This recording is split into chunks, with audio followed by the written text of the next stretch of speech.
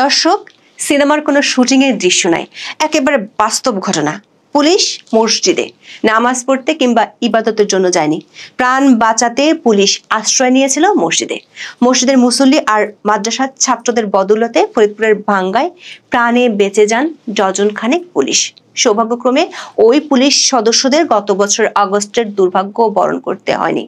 তবে রক্ষা পায়নি থানা, উপজেলা পরিষদ কার্যালয়, ইউনিয়নের কার্যালয় সহ বহু সরকারি দপ্তর। প্রশ্ন হলো, পুলিশ তো মসজিদে, কিন্তু সেনাবাহিনী কোথায়? স্বরাষ্ট্র উপদেষ্টার হুমকিকে যখন বুড়ো আঙ্গুল দেখিয়ে ভাঙ্গার বিক্ষুব্ধ জনতা থানা থেকে ইউনো অফিসে বেদম ভাঙচুর চালাচ্ছিল, আগুন ধরিয়ে দিচ্ছিল, তখন পুরো ফরিদপুরের কোথাও দেখা মেলেনি সেনাবাহিনীর। শুধু ফরিদপুরের ভাঙ্গা নয়, কুষ্টিয়ার মন্দিরে প্রতিমা ভাঙচুর, কক্সবাজার স্টেডিয়ামে তাণ্ডব। গত কয়েকদিনে এমন বহু মবের ঘটনায় সেনাবাহিনীর ভূমিকা রোগী মারা যাওয়ার পর ডাক্তার আসলের মতোই। মানে ঘটনা শেষ হয়ে গেলে মব সন্ত্রাসীরা বিদায় নিলে সেনাবাহিনীকে দৃশ্যপটে দেখা যায়। ফলে ম্যাজিস্ট্রেসি ক্ষমতা পাওয়া সত্ত্বেও আইন শৃঙ্খলা নিয়ন্ত্রণে সেনাবাহিনীর এমন রিঅ্যাক্টিভ ভূমিকা নিয়ে প্রশ্ন উঠছে। একটি সুশৃঙ্খল বাহিনী হিসেবে সেনাবাহিনী কমান্ডের বাইরে কিছু করে না। তাহলে কি সেনাবাহিনীকে রিঅ্যাক্টিভ কিংবা আরো পরিষ্কার করে বললে বাংলা সিনেমার পুলিশের মতো ভূমিকা পালনেরই কমান্ড দেওয়া হচ্ছে? যদি তাই হয়, যেখানে একদল বিক্ষুব্ধ জনতা থেকে বাঁচতে পুলিশকে মসজিদে আশ্রয় নিতে হয়, তাহলে অধ্যাপক ইউনূসের মহোৎসবে নির্বাচনের সময় কি হবে? তখন কি প্রতিটি ভোট কেন্দ্রের পাশে একটি করে মসজিদ রাখা হবে? নির্বাচনের আগে আদমশুমারি অনুযায়ী জাতীয় সংসদের আসন পুনর্বিন্যাস করা হয়। এবারও তা করা হয়েছে। জাতীয় সংসদের আসন পুনর্বিন্যাসের গেজেটে ফরিদপুর 4 আসন থেকে ভাঙ্গার আলগী ও হামিরদী ইউনিয়নকে ফরিদপুর 2 আসনের সঙ্গে যুক্ত করা হয়েছে। এর প্রতিবাদে গেজেট প্রকাশের পর থেকে 5 দিন মহাসড়ক ও রেলপথ অবরোধ করে রাখে স্থানীয়রা।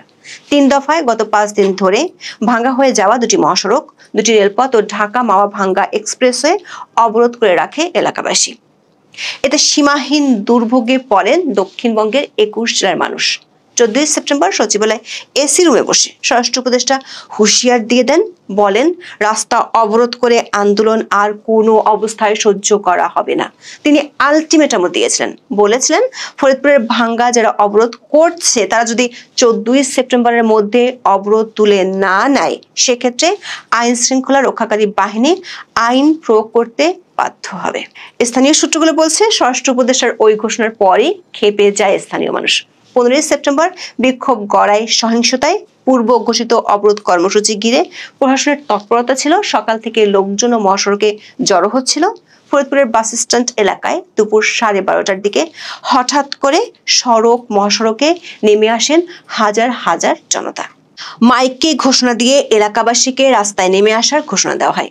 2টি মহাসড়কে অন্তত 6টি এলাকায় অবরোধ করে বিক্ষোভ করে বিক্ষুব্ধ জনতা। এতে বন্ধ হয়ে যায় সব রুটের যান চলাচল, আটকে পড়ে অসংখ্য যানবাহন। এক পর্যায়ে মুখোমুখি অবস্থান নিতে দেখা যায় আইন শৃঙ্খলা বাহিনী ও অবরোধকারীদের।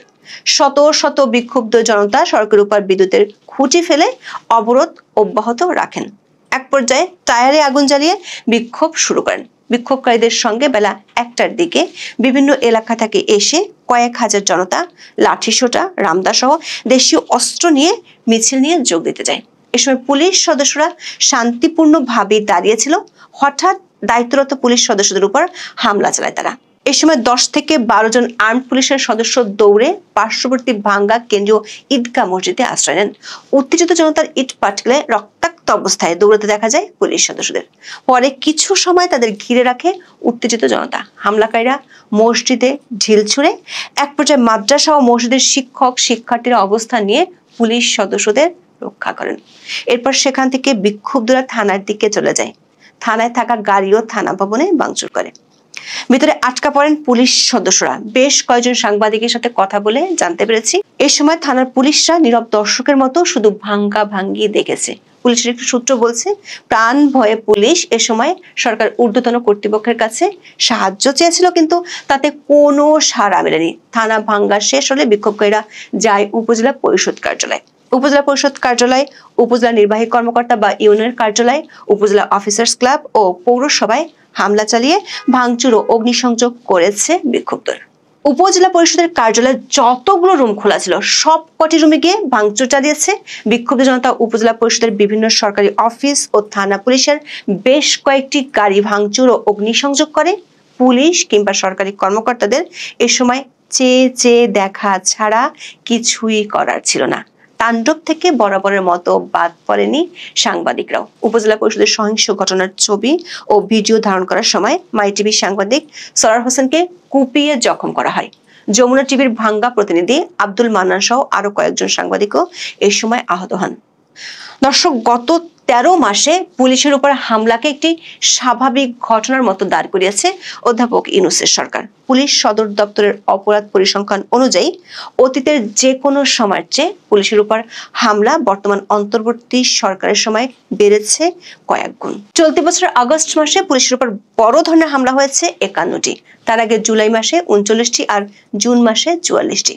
পুলিশ সদর দপ্তরের সূত্রগুলো বলছে, পুলিশের উপর হামলার ঘটনাগুলোর বেশিরভাগ ক্ষেত্রেই এখন মামলা করা যায় না, ফলে আসামি ধরা তো দূরের কথা, তারা নিজেদের প্রাণ বাঁচাতে পালিয়ে বেড়াতে হয়। জুলাই আন্দোলনে আওয়ামী লীগ সরকারের পতনে একের পর এক থানা ভাঙচুর ও পুলিশ সদস্যরা আক্রান্ত হতে শুরু করে। সারা দেশে বন্ধ হয়ে গিয়েছিল পুলিশি কার্যক্রম।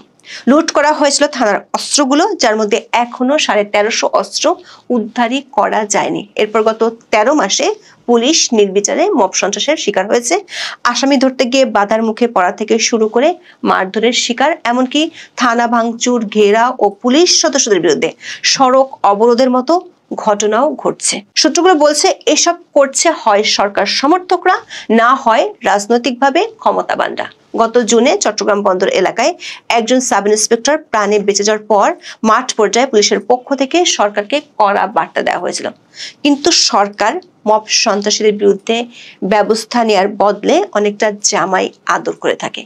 একদিন আগে কক্সবাজার স্টেডিয়াম ভাঙার সময় পুলিশ কোনো লাঠিচার্জ করেনি, কিন্তু মবকারীরা পুলিশের উপরে হামলা চালিয়েছে।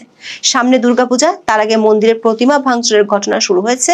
কুষ্টিয়ার মিরপুর উপজেলায় একটি মন্দিরের 2টি প্রতিমা ভাঙচুর করেছে দুর্বৃত্তরা। এই সময় তারা মন্দিরে লাগানো আইপি ক্যামেরা ও মেমোরি কার্ডও খুলে নিয়ে গেছে। উপজেলার স্বরূপদা পালপাড়ার শ্রী রক্ষা কালী মন্দিরে রোববার রাতে এই ঘটনা ঘটে।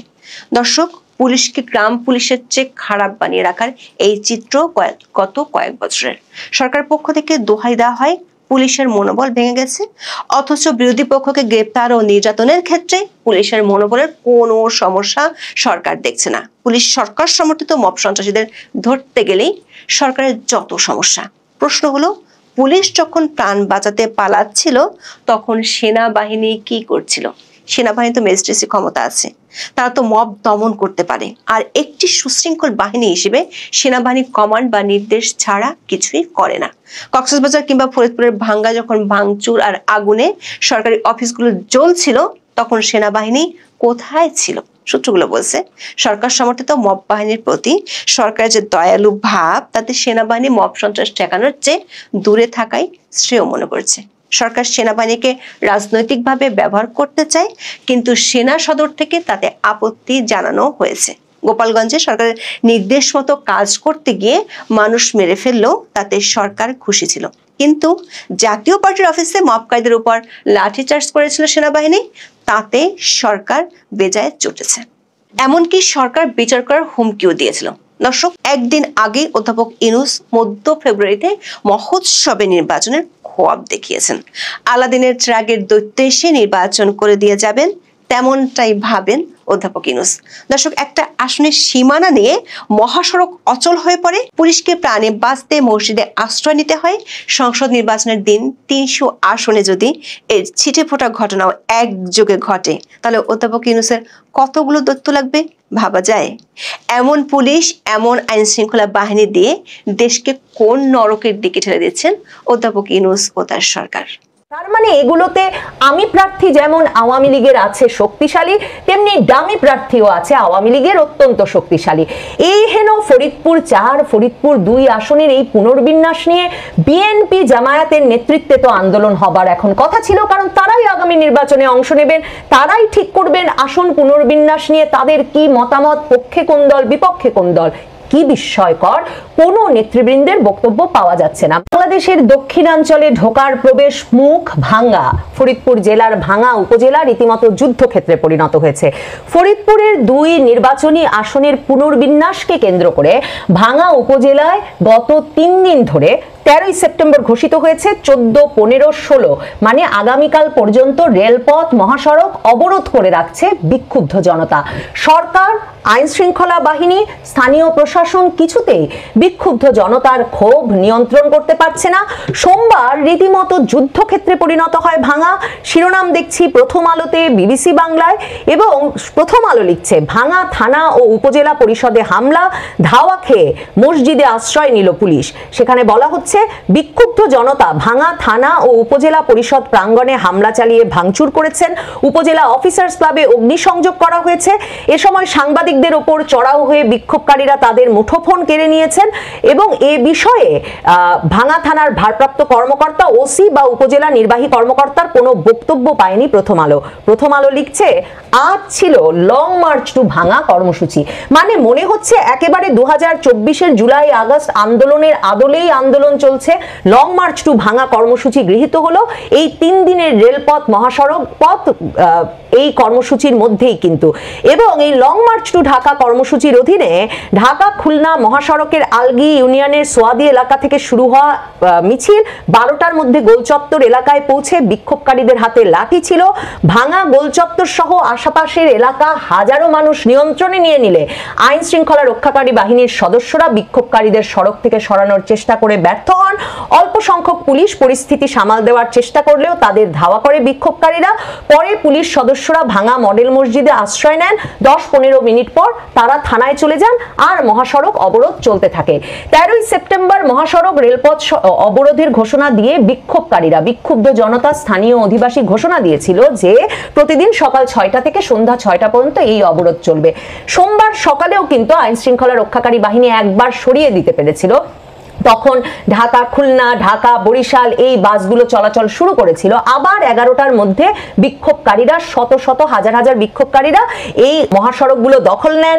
তারা মহাসড়কগুলোতে আগুন জ্বালিয়ে অবরোধ করে রাখেন। এছাড়া কাফনের কাপড় পরে অনেকে মহাসড়কে শুয়ে থাকেন। এসব কথা পড়ছি বিভিন্ন সংবাদ মাধ্যমে।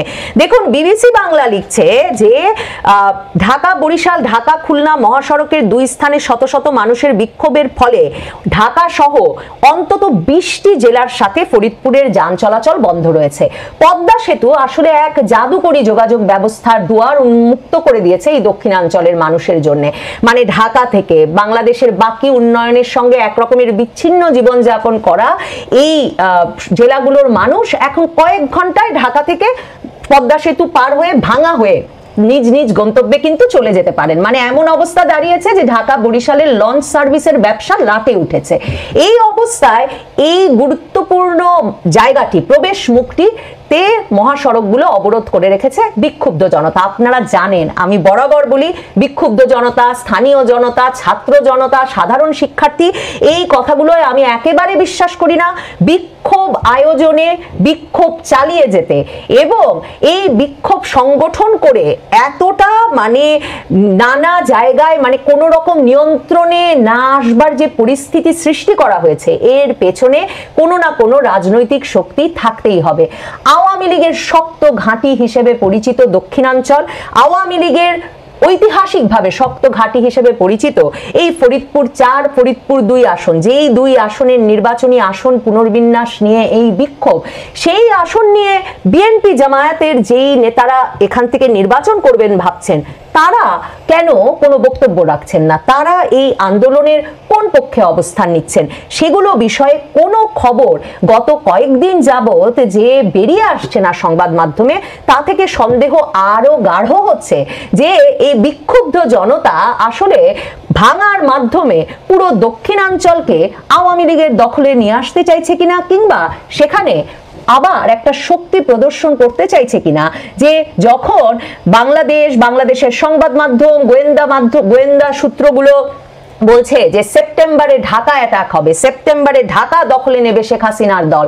তখন কি শেখ হাসিনার দল আসলে শেখ হাসিনার ঐতিহাসিক ঘাঁটি, তার দলের ঐতিহাসিক যে জনপ্রিয় এলাকাগুলো সেগুলোতেই তাদের প্রভাব একরকমের প্রদর্শন করতে চাইছে কিনা? দেখুন, এই আন্দোলনের শুরু হয় মূলত দুটো যে ঘটনা থেকে। সেখানে নির্বাচন কমিশন সিদ্ধান্ত নেয় যে ফরিদপুর 4 মানে ভাঙা সদরপুর ও চরভদ্রাসন সংসদীয় আসনের অধীন ভাঙা উপজেলার আলগি ও হামিরদি ইউনিয়নকে কেটে ফরিদপুর 2 আসনে জুড়ে দেওয়া হবে। এর প্রতিবাদে প্রথম মানববন্ধনে নেমে আসে ভাঙার 2 ইউনিয়নের, মানে ওই যে 2 ইউনিয়নকে কেটে ফরিদপুর 2-এ দেওয়া হবে সেই 2 ইউনিয়নের স্থানীয়রা মিছিল করেন, মানববন্ধন করেন শনিবার। এবং দেখুন তাদের সংগঠনগুলোর নাম, তারা যে সংগঠনের ব্যানারে তারা প্রথম এই প্রতিবাদ জানান তারা হচ্ছে শ্রমজীবী কৃষক শ্রমিক সংঘ, ভাঙা মানব কল্যাণ ফাউন্ডেশন, অঙ্গীকার 92 নামক 3টি স্বেচ্ছাসেবী সংগঠন। মানে এই সংগঠনগুলোর নাম করে লং মার্চ টু ভাঙা কর্মসূচি যেমন আমাকে 2024-এর জুলাই আগস্ট আন্দোলন মনে করালো, যেমন ওই যে স্থানীয়রা সকলে লাঠি নিয়ে এসেছেন, পুলিশকে ধাওয়া দিয়েছেন, সেগুলো পড়ে যেমন মনে হলো হাজার হাজার জনতাকে পুলিশ কিছুতেই নিয়ন্ত্রণে আনতে পারছেন না, মহাসড়ক অবরোধেই থাকছে কয়েকদিন ধরে, সেগুলো পড়ে যেমন মনে হলো এই যে 3টি সংগঠনের নাম, সেগুলো পড়ে আমার বৈষম্য বিরোধী ছাত্র আন্দোলনের কথা মনে পড়ে গেল। মানে এই সংগঠনগুলোর পেছনে রাজনৈতিক শক্তি কে, এটা তো জানা অত্যন্ত জরুরি। মানে না হলে হঠাৎ ভাঙার ইউনিয়নে শ্রমজীবী কৃষক শ্রমিক সংঘ কিংবা মানব কল্যাণ ফাউন্ডেশন আর অঙ্গীকার 92 এত বড় আন্দোলন সংগঠিত করে ফেললো। এবং এরা মানববন্ধন মিছিল করে প্রথম কিন্তু কর্মসূচি ঘোষণা দেওয়ার কথা বলে যে তারা কিছুতেই এই ফরিদপুর 4 আর ফরিদপুর 2 আসনের আসন পুনর্বিন্যাস মেনে নেবে না। দেখেন, ফরিদপুর 2 আসন হচ্ছে সৈয়দা সাজেদা চৌধুরীর আসন। মাঝখানে দুবার 96-এ 2001-এ শামা ওবায়দের বাবা বিএনপির মন্ত্রী কে এম ওবায়দুর রহমান জয় পেলেও বরাবর এই আসনটি আওয়ামী লীগের ঘাঁটি হিসেবে পরিচিত এবং সৈয়দা সাজেদা চৌধুরী জিতে এসেছেন। তার মৃত্যুর পরে তার ছেলে ওই আসন থেকে নির্বাচন করে জয়লাভ করছিলেন। আর ফরিদপুর 4 আসনটি হচ্ছে বঙ্গবন্ধুর নাতি স্বতন্ত্র প্রার্থী নিক্সন চৌধুরীর, মানে মুজিবুর রহমান চৌধুরী নিক্সনের, যিনি আওয়ামী লীগ থেকে মনোনয়ন না পেয়ে স্বতন্ত্র পদে দাঁড়াতে থাকলেন এবং আওয়ামী লীগের কাজী জাফরুল্লাহর মতো ব্যাপক প্রভাবশালী নেতার সঙ্গে তার একটা মানে নিয়ন্ত্রণ প্রতিষ্ঠার এবং লড়াইয়ের জায়গা, মানে কে পাবেন এই আসন, সেই লড়াইয়ের জায়গায় পরিণত হলো এই ফরিদপুর 4 আসন। তার মানে এগুলোতে আমি প্রার্থী যেমন আওয়ামী লীগের আছে শক্তিশালী, তেমনি ডামি প্রার্থীও আছে আওয়ামী লীগের অত্যন্ত শক্তিশালী। এই হেন ফরিদপুর 4 ফরিদপুর 2 আসনের এই পুনর্বিন্যাস নিয়ে বিএনপি জামায়াতের নেতৃত্বে তো আন্দোলন হবার এখন কথা ছিল, কারণ তারাই আগামী নির্বাচনে অংশ নেবেন, তারাই ঠিক করবেন আসন পুনর্বিন্যাস নিয়ে তাদের কি মতামত, পক্ষে কোন দল বিপক্ষে কোন দল। কি বিস্ময়কর, কোনো নেতৃবৃন্দের বক্তব্য পাওয়া যাচ্ছে না। মনে করে দেখুন আসন পুনর্বিন্যাস কত বড় ব্যাপার। সাম্প্রতিক সময়ে ব্রাহ্মণবাড়িয়ার আসন পুনর্বিন্যাস নিয়ে রুমিন ফারহানাকে ধাক্কা দিল কে জানি নির্বাচন কমিশনে। রুমিন ফারহানা তেলে বেগুনে জ্বলে উঠলেন সংবাদ মাধ্যমের সামনে। এরপর কদিন ধরে জাতীয় নাগরিক পার্টি, বিএনপির আরেক পক্ষ, রুমিন ফারহানা, এদের সকলের মধ্যে বাদানুবাদ বিতর্কে আমরা বুঝলাম যে আসন পুনর্বিন্যাস যারা নির্বাচনে অংশ নেবেন তাদের জন্য কত বড় বিষয়। কিন্তু এই ভাঙ্গার ঘটনায় এই পুরো আন্দোলন, এই বিক্ষোভ, এই ভাঙ্গাকে যুদ্ধক্ষেত্রে পরিণত করার পুরো বিষয়টি ঘটে যাচ্ছে, কিন্তু বিএনপি জামায়াতে ইসলামী সামনে আসছে না। আরো আগ্রহ উদ্দীপক, কৌতূহল উদ্দীপক কথা, মানে ইন্টারেস্টিং ব্যাপার যেটা, সেটা হচ্ছে আজকে কিছুক্ষণ আগে সরকার জানিয়েছে, পুলিশ প্রশাসনের তরফে জানানো হয়েছে, ভাঙার অবরোধ তুলে নিতে যেহেতু স্বরাষ্ট্র উপদেষ্টার সময় বেঁধে দিয়েছিলেন এবং স্বরাষ্ট্র উপদেষ্টার সময় বেঁধে দেওয়ার সেই বক্তব্যে ক্ষুব্ধ জনতা ভাঙার হাজার হাজার বিক্ষোভকারী কর্ণপাতই করে নাই, তারা মহাসড়ক অবরোধ বজায় রেখেছে। এই অবস্থায় পুলিশ প্রশাসনের পক্ষ থেকে জানানো হয়েছে যে ফরিদপুরের ভাঙায় আসন পুনর্বিন্যাসকে কেন্দ্র করে সড়ক অবরোধ কর্মসূচি অবৈধ। সে কারণে রোববার ভাঙা থানার উপপরিদর্শক এসআই হাবিবুর রহমান বাদী হয়ে একটা মামলা দায়ের করেছেন দ্রুত বিচার আইনে এবং মামলায় 1 নম্বর আসামি করা হয়েছে আলগি ইউনিয়ন পরিষদের চেয়ারম্যান ও আসন পুনর্বিন্যাস কমিটির প্রধান সমন্বয়কারী ম সিদ্দিককে। এবং তখন তারা জানাচ্ছেন যে গত শনিবার রাতেই পুলিশের গোয়েন্দা শাখা এই ইউপি চেয়ারম্যান ম সিদ্দিককে আটক করে। খবর খুঁজতে খুঁজতে দেখা যায় যে মম সিদ্দিক মানে বোঝেন আওয়ামী লীগ আমলের ইউপি চেয়ারম্যান, তার মানে তিনি আওয়ামী লীগের দোসর, না হলে তিনি আওয়ামী লীগ দলীয় রাজনীতির সঙ্গে জড়িত। এহেন মম সিদ্দিক ভাঙ্গায় একেবারে প্রকাশ্যে সে সংবাদ সম্মেলন করে যখন ভাঙ্গায় 3 দিন ধরে অবরোধ কর্মসূচি ঘোষণা করেন, এসে উপস্থিত হন স্থানীয় বিএনপি জামায়াতে ইসলামীর সকল নেতৃবৃন্দ। আমি ওই খবরটি আপনাদের পড়ে শোনাই। সেখানে দেখেন বলা হচ্ছে যে এই কর্মসূচি ঘোষণা করেন আলগী ইউনিয়ন পরিষদ ভবনে সংবাদ সম্মেলন করে আলগী ইউনিয়ন পরিষদের চেয়ারম্যান মম সিদ্দিক। মানে এই এলাকায় মানে ভাঙ্গা এলাকায় দক্ষিণাঞ্চলে আওয়ামী লীগের ঘাঁটিতে আওয়ামী লীগের চেয়ারম্যানরা বহাল তবিয়তে অফিস করছেন, সেখানে সংবাদ সম্মেলন ডাকছেন। এবং সেই খবরটিতে আমি পড়ছি যে এই সংবাদ সম্মেলনে এই যে 3 দিনের মহাসড়ক রেলপথ অবরোধের কর্মসূচি দেওয়া সংবাদ সম্মেলনে ইউপি চেয়ারম্যান মম সিদ্দিক ছাড়াও উপস্থিত ছিলেন উপজেলার হামিরদি ইউনিয়নের চেয়ারম্যান মোহাম্মদ খোকন মিয়া, তার মানে আরেকজন আওয়ামী লীগ আমলে নির্বাচিত ইউনিয়ন চেয়ারম্যান, উপজেলা বিএনপির সভাপতি খন্দকার ইকবাল হোসেন, বিএনপির সাধারণ সম্পাদক আয়ুব মোল্লা, পৌর বিএনপি সদস্য মিজানুর রহমান, উপজেলা আওয়ামী লীগের সাবেক সভাপতি মেজর জাহাঙ্গীর আলম, উপজেলা জামায়াতে ইসলামীর আমির সারোয়ার হোসেন, ইসলামী আন্দোলনের উপজেলা সেক্রেটারি আতিয়ার রহমান, খেলাফত মজলিসের মুফতি জামির হোসেন সহ বিভিন্ন রাজনৈতিক দলের নেতারা সহ অনেকে উপস্থিত ছিলেন। দেখুন জামায়াতে ইসলামীর যেই নেতার কথা পড়লাম, জামায়াতের আমির মাওলানা সারোয়ার হোসেন, তিনি কিন্তু জামায়াত থেকে এই আসনে নির্বাচন করবেন বলে আবার যুগান্তরে খবর দেখছি। দেখেন তার মানে অবস্থা এমন দাঁড়িয়েছে যে আওয়ামী লীগের শক্ত ঘাঁটি দক্ষিণাঞ্চলে রাজনৈতিক কর্মসূচি দিতে হলে, রাজনীতি করতে হলে তার মানে সেখানকার স্থানীয় আওয়ামী লীগ নেতাদের নেতৃত্ব মেনে নিয়েই সেটা করতে হচ্ছে।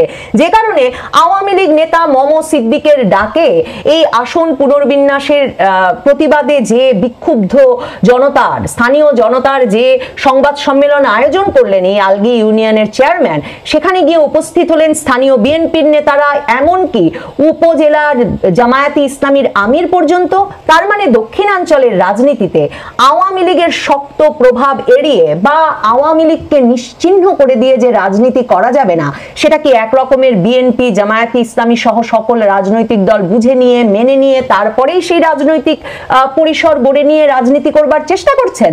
মানে কি করে সম্ভব যে 1 বছরের বেশি সময় পর ভাঙ্গায় এমন প্রবল প্রতাপে 3 দিন ধরে মহাসড়ক, রাজপথ, রেলপথ অবরোধ করে রাখছেন একজন আওয়ামী লীগ নেতা, আওয়ামী লীগের আমলের ইউনিয়ন চেয়ারম্যান, ইউনিয়ন পরিষদ চেয়ারম্যান, তার আহ্বানে স্থানীয় জনতাকে এর প্রতিবাদে ডাক দিয়ে। এবং এখন যখন পুলিশ বলছেন যে শনিবার থেকে ওই ইউপি চেয়ারম্যানকে পুলিশ গ্রেফতার করে ফেলেছে, তারপরেও আন্দোলন চলছে, তখন বুঝতে বাকি থাকে না যে ভাঙ্গা দক্ষিণাঞ্চল আওয়ামী লীগের এই শক্ত ঘাঁটি পদ্মার ওই পার খুব ভোগাবে